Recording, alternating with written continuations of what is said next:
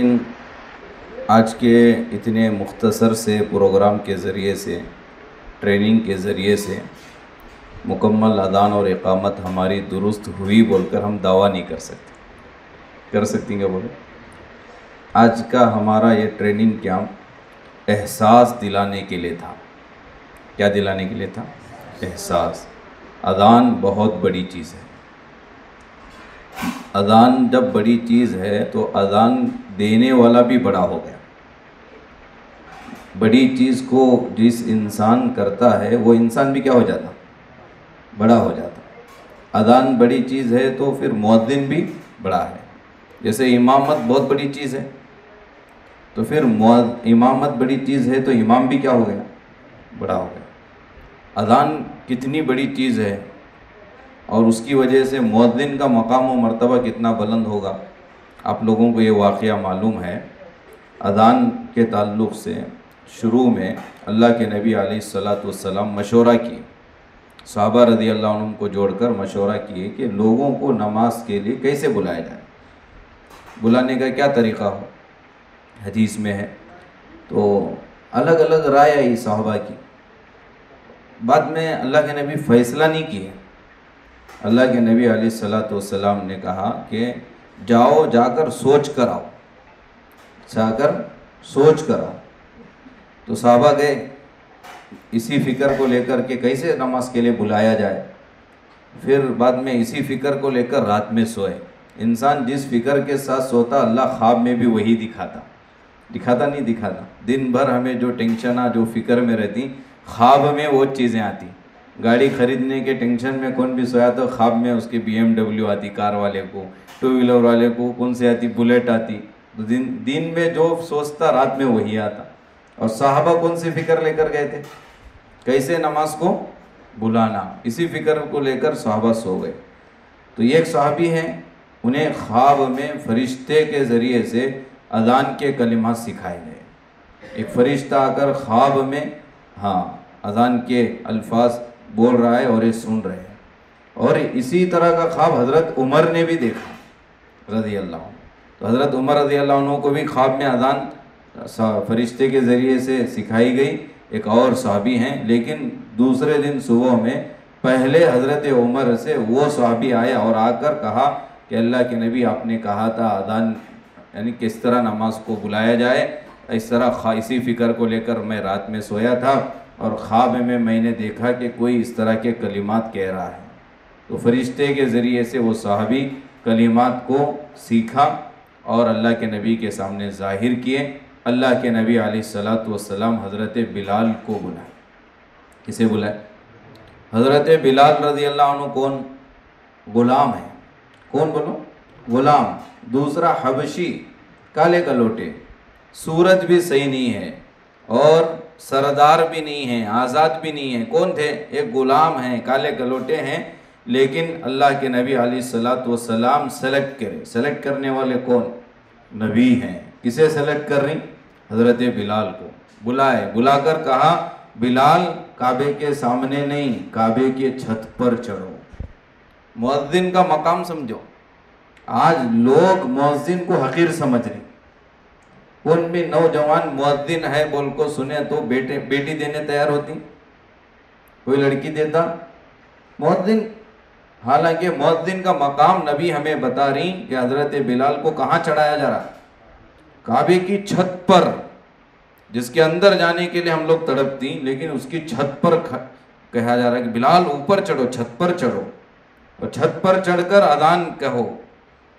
حالانکہ نہ سردار ہیں، نہ خوبصورت ہیں، نہ آزاد ہیں، غلام ہیں، حبشی ہیں، لیکن اذان کی وجہ سے کیا مقام و مرتبہ ملا کہ کعبے کی چھت پر حضرت بلال کو چڑھنے کا حکم دیا پیارے آقا علیہ السلام نے۔ حضرت بلال چھت پر چڑھے تو مکے کے سرداروں کو یہ بات ہضم نہیں ہوئی۔ ہمیں سردار، ہمیں فلاں، ہمیں تڑک بولتی نہیں انہوں، لیکن یہ بلال کو چڑھایا جا رہا۔ لیکن کس کی وجہ سے؟ اذان کی وجہ سے۔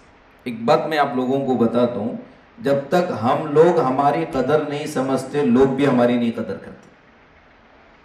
جب تک ہم لوگ ہماری کیا نہیں کرتے؟ قدر نہیں سمجھتے لوگ بھی ہماری کیا نہیں کریں گے؟ ہمیں بھی کیا کرتی معلوم؟ کیا جی کرتی تمہیں؟ مؤذن ہوں. یعنی بولنے ہمیں شرم آ رہی، فخر سے نہیں بولتے ہمیں مؤذن ہوں. بولتے ہیں کیا؟ ہمیں بھی ہمارا جو پیشہ ہے، ہمیں جو کام کے لیے اللہ ہمیں چنا ہے، ہمیں ہماری نگاہ میں بھی وہ پیشے کی قدر نہیں ہے، ہماری نگاہ میں بھی مؤذن کی قدر نہیں ہے. اسی لیے ہمیں کسی کے سامنے جیسے ڈاکٹر بولتا نہیں میں ڈاکٹر ہوں، میں انجینئر ہوں، میں لائر ہوں، لیکن ان کے جو ڈاکٹری ہے، انجینئری ہے، جو بھی ہے یہ ختم ہونے والی ہے، تمہاری چیز ختم نہیں ہونے والی. ان سے زیادہ فخر سے بولنا کی کیا ایسا سلو بولنا کہ مؤذن ہوں صاحب بولو، فخر سے نہیں بولتے ہم لوگ. جب ہمیں ہماری قدر نہیں سمجھ رہے تو قوم امت کہاں سے سمجھے گی دوسرے. تو آپ کو یہ آج پیغام ہم لوگ دے رہی کہ آپ کا جو عہدہ ہے، آپ کو جو اللہ تعالیٰ نے جس کام کے لیے چنا ہے اس کی قدر سمجھنا ہے. بہت بڑا مقام و مرتبہ. اللہ کے نبی نے مؤذن کو اذان دینے کے لیے حضرت بلال کو کہاں چڑھایا؟ کہاں بھئی؟ کعبۃ اللہ. صرف حضرت بلال نہیں، مؤذن کا مقام اللہ سمجھا رہے ہیں. مؤذن کا مقام اتنا ہے کہ اس کے لیے کہاں چڑھایا جائے گا؟ حدیث ہے اللہ کے نبی علیہ، سمجھو مؤذن کا مقام سمجھو. حضرت اللہ کے نبی علیہ السلام نے فرمایا کل قیامت کے دن میدان محشر میں، قیامت کے دن سب رہیں گے، ہمارے ابا، دادا، پردادا، پورے نبی، صحابہ سب رہیں گے.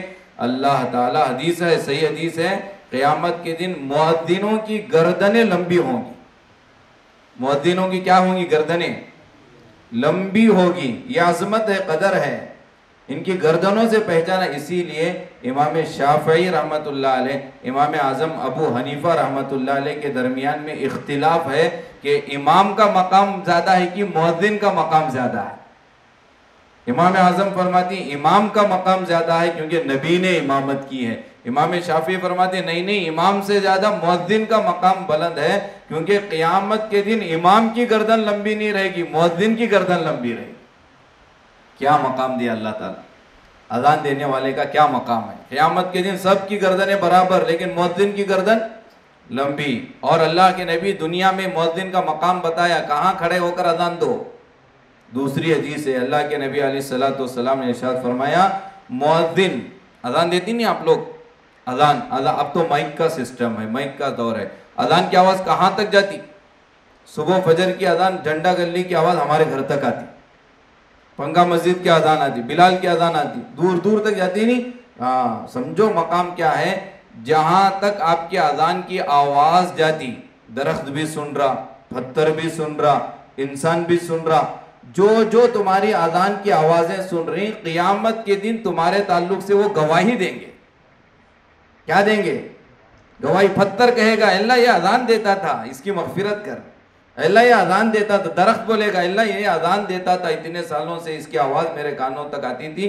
درخت گواہی دے گا، گواہی دیں گے. یہ درخت، پتھر، انسان تو دیں گے، یہ بھی دیں گے، حدیث میں ہے. اب یہ جب گواہی دیں گے تو اللہ ہماری مغفرت کرے گا نہیں کرے گا؟ تو یہ جو عہدہ، یہ جو پیشہ، اذان کی خدمت کے لیے جو آپ منتخب ہیں، یہ اللہ کی طرف سے بہت بڑا کرم ہے، بہت بڑی عنایت ہے. سب سے پہلے اس کی اہمیت کو ہم سمجھیں، اس کی قدر کو ہم جانیں، اسے معمولی نہ سمجھیں. حدیث پاک میں آتا اللہ کے نبی علیہ السلام نے فرمایا اذان دینے پر کیا ملنے والا ہے. اگر لوگوں کو معلوم ہو جائے تو اذان دینے کے لیے جھگڑا کریں گے. کیا کریں گے؟ میں دیتا ہوں، تو دے دو. قرہ اندازی ہوگی، چٹھی ڈالی جائے گی، جس کا نام چٹھی میں آئے گا انہیں اذان دینا. لیکن افسوس ہے کہ ہم مسلمان اذان اور مؤذن کے مقام و مرتبے کو گھٹا دیے. تو اس کی عظمت کو اپنے اندر بھی پیدا کرنا اور اس کی عظمت کو امت میں بھی لانا. ہم بھی محنت کر رہے ہیں، آپ بھی. ابھی اس کے بعد کیا کام کرتی بولے تو فخر سے بولنا. ہمیں کیا ہیں؟ مؤذن نہیں بولنے کا. مؤذن صاحب ہیں، ڈاکٹر صاحب، انجینئر صاحب، لیکن اس سے بڑے صاحب کون ہیں؟ آپ ہیں. مؤذن صاحب ہیں. اور سوچو، مسجد کو امام پہلے آتا ہے کہ مؤذن صاحب پہلے آتے؟ مؤذن. اور جب تک مؤذن صاحب اذان نہیں دیتے امام صاحب نماز بھی نہیں پڑھا سکتے. سمجھو مقام کیا ہے. جب تک تمہاری اذان نہیں ہوتی اس وقت تک جماعت نہیں کر سکتی. اور کسی اور کو تکبیر اولا ملے نہ ملے، آپ کو تو تکبیر اولا ملتی. کسی اور کی نماز کی پابندی ہوتی نہیں ہوتی پتہ نہیں، آپ کی نمازوں کی پابندی ہوتی، اور وقت سے پہلے مسجد میں داخلہ مل، کتنی چیزیں آپ کو اللہ تعالیٰ دے رہا صرف اذان کی برکت سے. تو آپ اہمیت کو سمجھیں. اور اذان یہ اسلام میں شعائر اسلام میں سے ہے. شعائر اسلام کا مطلب اسلام کی پہچان. جیسے مرد کی پہچان داڑھی ہے، مونچھ ہے، دیکھیں تو بولتے نہیں مرد ہے عورت نہیں ہے. تو اسلام کی پہچان کی کچھ چیزیں ہیں، ان چیزوں میں سے ایک اذان بھی ہے. کسی بستی میں ہم چلے گئے، نئی بستی ہے، ہم نہیں جانتے کہ وہاں مسلمان ہے نہیں ہے، اسلام ہے نہیں ہے. اب وہ پہچان کیسے ہوگی؟ نماز کا وقت ہوا، اذان کی آواز کانوں پر پہنچی تو معلوم ہوا کہ یہاں کیا ہے؟ مسلمان ہیں، یہاں اسلام ہے. تو اسلام کی پہچان شعائر اسلام میں سے اذان ہے. اس کام کے لیے، اس خدمت کے لیے آپ لوگوں کو اللہ نے چنا ہے. اللہ تعالیٰ آپ کی خدمت کو قبول کرے. نیت ہماری صاف ہو، نیت ہماری صحیح ہو. ہماری نیت کیا ہو؟ میں اس اذان کے ذریعے سے اللہ کو راضی کرنا چاہتا ہوں. پیسہ وہ تو ملے گا، بھینس کو دودھ کے لیے خریدا جاتا، گوبر کے لیے نہیں خریدا جاتا. دودھ میں گوبر تو فری میں، اپلی تو فری میں آ جاتی.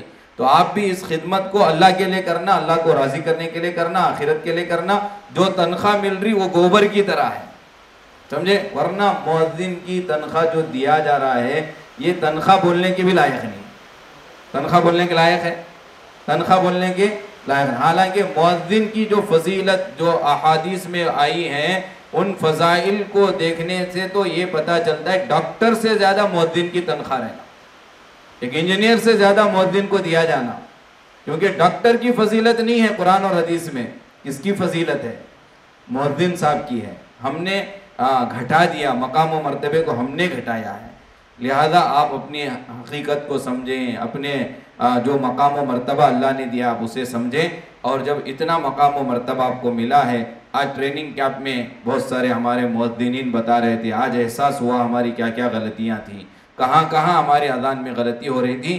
آج احساس ہوا، لیکن آج مکمل درست نہیں ہو سکتا. ایک دن میں 2-3 گھنٹے میں یہ کام مکمل نہیں ہو سکتا. جب احساس ہوا ہے تو آپ کی مسجد کے جو امام صاحب ہیں، حافظ قرآن ہوں گے، عالم دین ہوں گے، ان کی تجویز صحیح رہتی ہے. آپ اپنے امام صاحب سے کہیں میں مؤذن ہوں، آپ امام ہیں، آپ کی بھی یہ ذمہ داری بنتی ہے کہ میری اذان کو آپ اچھے سے درست کریں. آپ جا کر بولیں گے تو انشاءاللہ آپ کی اذان درست کرائی جائے گی انشاءاللہ. اور شروع میں جیسے میں نے آپ کو بتایا، اذان کے ساتھ ساتھ کم از کم 10 سورتیں تجوید کے ساتھ پریکٹس کریں، مشق کریں. کیونکہ اگر امام صاحب مسجد میں نہیں رہتے تو مؤذن صاحب کو نماز پڑھانا ہوتا ہے. مؤذن صاحب، بعض مؤذنہ نماز پڑھاتی، بعض نہیں پڑھاتے، کسی اور کو ڈھکلتی. کسی اور کو ڈھکلنے کے بجائے خود پڑھاؤ، 10 سورتوں کی مشق کر لو، نائب امام کا بھی درجہ آپ کو مل جائے گا. ایک 10 سورتوں کی پریکٹس کر لیں، تجوید کے ساتھ آپ پریکٹس کریں. لہذا امام کی غیر موجودگی میں آپ نماز بھی پڑھا سکیں گے، کریں گے انشاءاللہ. وقت بہت ہو چکا ہے، ابھی آپ تمام کا اکرام بھی کرنا ہے. دوبارہ میں آپ تمام سے کہہ رہا ہوں کہ آپ ہماری چھوٹی سی دعوت پر آئے. اللہ آپ کی حاضری کو قبول فرمائے، اللہ آپ کی اذان والی خدمت کو قبول فرمائے. اب آپ سے ایک درخواست یہ بھی ہے، آئندہ دنوں میں جب کبھی بھی آپ کو اگر بلایا جا رہا ہے کسی عنوان پر، ضرور آپ تشریف لائیں گے انشاءاللہ. آپ کے اکرام سے پہلے آپ تمام میں سے آج کی اس ٹریننگ کیمپ میں آپ کو فائدہ ہوا نہیں ہوا، کیسا لگا، 1-2 منٹ آ کر بولیں.